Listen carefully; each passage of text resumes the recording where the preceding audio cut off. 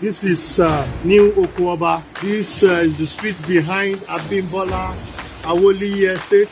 You can see houses being submerged in flood, gates and fences being removed and washed away by the flood. Take a look at these visuals. These are images from areas in Lagos already submerged in water. Nigeria's economic hub has endured another round of devastating floods this year, causing millions in damages and highlighting the city's ongoing water management issues. As one of Africa's largest cities, Lagos is rapidly expanding due to population growth and migration of people from rural areas seeking better economic opportunities. However, flooding has once again hindered this vibrant city during the rainy season. Why are floods still a major issue? What has been the impact of flooding in Lagos this year? Where are taxpayers' funds being allocated? How prepared is Lagos for an impending disaster? Here's what you should know about flooding in Lagos. Flooding in Lagos is not new. It's a persistent issue that occurs each year during the rainy season. In May, the Nigerian Meteorological Agency (NIMET) warned that the 2024 season would likely lead to flooding. They added that several northern states, including Kano, typically drier than the south, might face significant flooding risks in 14 of its 44 local government areas. The National Emergency Management Agency (NEMA) also cautioned that projected rainfall in many states would heavily impact health, agriculture, livelihoods, livestock, infrastructure, and the environment. The flooding severely disrupted trade and hindered people's movements in Lagos. Infrastructure and buildings were damaged and road conditions deteriorated, resulting in traffic congestion and extended travel times. Anytime it rains, you can see the flood. Everywhere is flooded. Like these people that work here, this Keken and Pep Mara, or whatever, they increase their the fare. Anytime it rains, the fare always increase, and that's a big challenge. And anytime there's a downpour for like 24 hours, nobody goes out, nobody comes in. This situation affected daily commuters and delayed the delivery of goods and services, leading to significant losses for businesses due to property damage and decreased customer traffic. The total economic impact of the flooding on Lagos State amounted to $392.31 million. Formal and informal sector workers were affected, with many shifting to remote work. Given that Lagos has a GDP of $102 billion and 260 working days annually, the estimated daily loss in GDP stemming from the dislocation of 50% of workers would be $196.15 million, which corresponds to a total loss of $392.3 million over just 2 days. Additionally, access to clean water was severely restricted, raising concerns about the potential health risks of this disaster. If you come here, if you don't find you go be a swimming pool. Everybody go swim. You reach me here yourself. In a service-oriented economy, where efficiency and accessibility are crucial, such disruptions can have far-reaching consequences, slowing economic growth and development. The city of Lagos desperately needs relief, and citizens deserve answers. Lagos is Nigeria's financial hub, with all major banks headquartered in the city. It is also home to the Nigerian Stock Exchange, which accounts for over 80% of the country's foreign trade flows and generates over 50% of Nigeria's port revenues. Lagos State's GDP accounts for 26.7% of Nigeria's total GDP and more than 50% of non-oil GDP. Over 50% of Nigeria's non-oil industrial capacity is in Lagos. So, where has taxpayers' money gone? We don't need the flood to begin before state governments tell you that they've set up emergency centers for displaced persons. Now, these states are collecting ecological funds every year, and we don't know what they are doing with this money. Well, we know they are diverting this money. The most recurring theme in Nigerian governance is that there are no new problems. Perennial problems are often despised, mismanaged, and treated with short-term solutions instead of addressing the root causes. This is particularly evident in the case of Lagos flooding. The question of why this is a recurring problem isn't difficult to decipher, especially considering the human-induced causes of flooding. At times, some residents are fond of that. When it rains, they just bring out their refuse and throw it into the lagoon or into the water. And before you know it, it gathers somewhere and block the passage of water. And as a result of that, we will come and have what is called flooding at the back. NIMET has cited causes ranging from topography and excessive rainfall to increased runoff volumes and human-induced causes, such as encroachment on riverbeds and embankment failures. Beyond these immediate causes, they've also mentioned the blockage of drainage and waterways, dumping of refuse in drains, poor waste management, and narrow streets. NEMA has urged Nigerians to avoid these practices, saying that flooding leads to the loss of agricultural products and arable land and damages infrastructure. Addressing flooding would require decisive government action, preemptive measures, and long-term planning, not reactive responses. This put the ball in the government's court. Every government at the local and state level, they know the flood is coming. They know. And sometimes they are using it to fleece the federal government because the presidency gives them money. In the first quarter of 2024, the Lagos state government seemed to acknowledge the problem.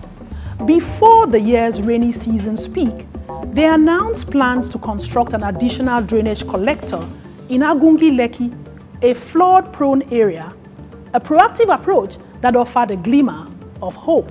Tokunbo Wahab, the Lagos State Commissioner for the Environment and Water Resources, said that the state government was committed to a flood-free Lagos by ensuring that residents do not have to panic whenever it rains.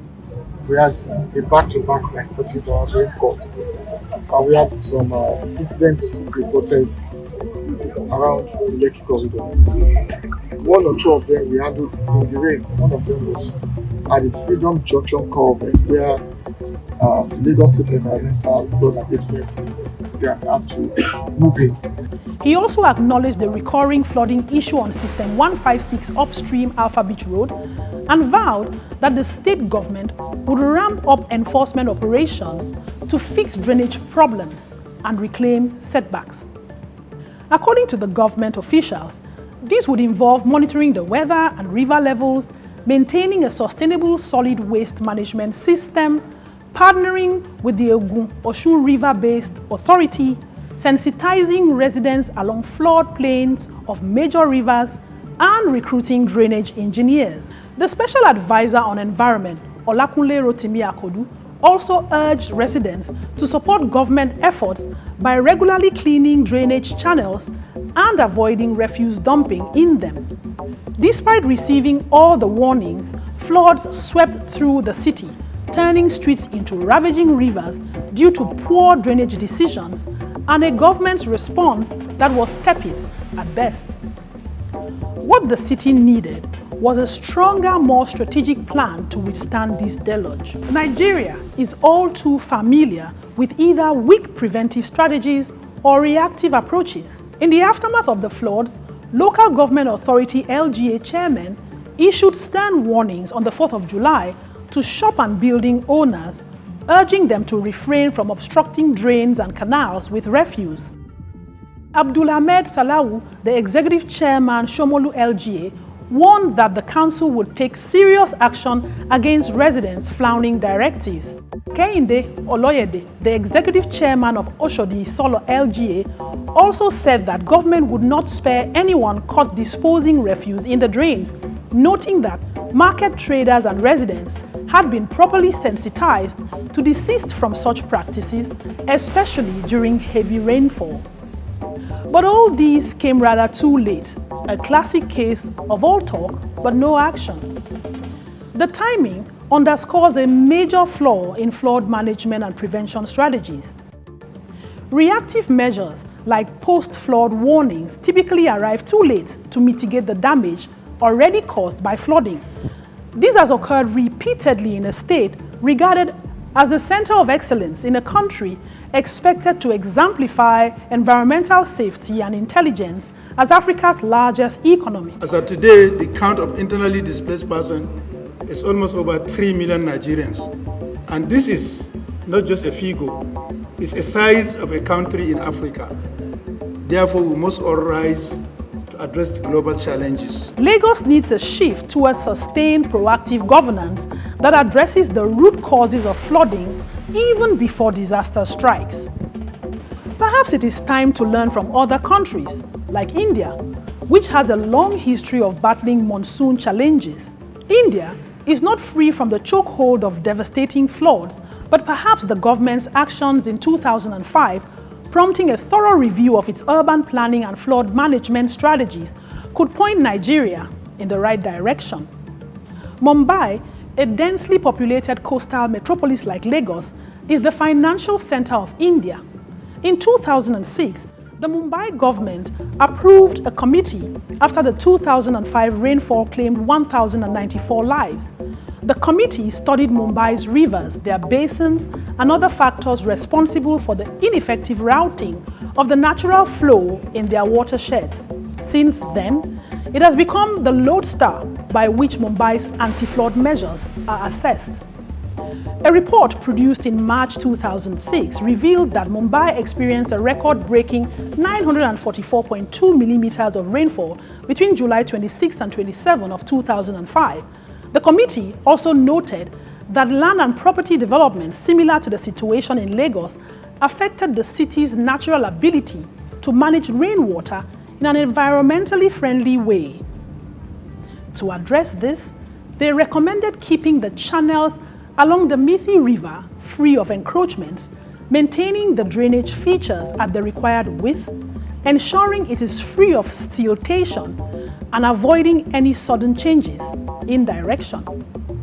In 2020, 15 years after the crisis, Municipal Commissioner P. Velarasu noted that flood-prone areas were being tackled with a focus on extreme events, and extra capacity margins were being decided for future projects to ensure that Mumbai could handle once in a 10-15 year weather event.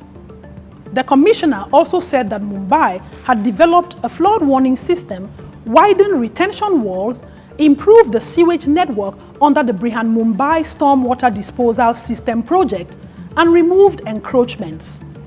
While critics claim that the Mumbai government has not acted on the report's recommendations for urban planning, natural ecosystem conservation, and climate-resilient infrastructure, the Brihan Mumbai Municipal Corporation asserts that 80% of the recommendations related to the Mithi River under the Stormwater Drains Department have been met.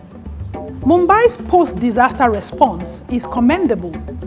They formed a committee to study the causes of the floods, including factors like overflowing rivers and inadequate draining systems due to urbanization.